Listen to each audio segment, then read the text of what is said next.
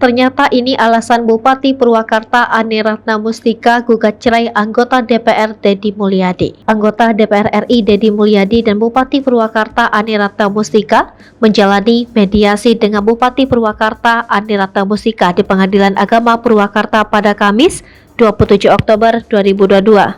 Pada mediasi yang diagendakan pada pukul 14 waktu Indonesia Barat tersebut, Ane Ratna Mustika hadir lebih sekitar pukul 13:40. Setelah 2 kali tidak hadir dalam proses sidang gugatan cerai, Deddy Mulyadi akhirnya hadir di sidang. Seperti diketahui, Neng Ane sapan akrab Ane Ratna Mustika menggugat cerai Deddy Mulyadi. Neng Ane membeberkan alasan menggugat cerai Deddy Mulyadi.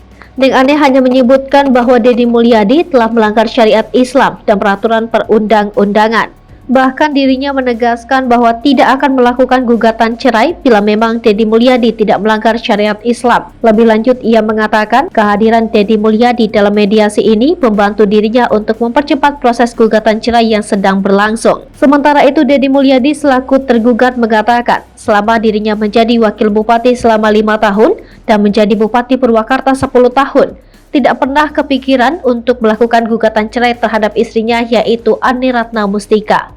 Sedangkan menanggapi tentang melanggar syariat Islam, Deddy Mulyadi enggan berkomentar. Dirinya hanya menjelaskan tentang proses mediasi yang berlangsung kemarin, Kamis 27 Oktober.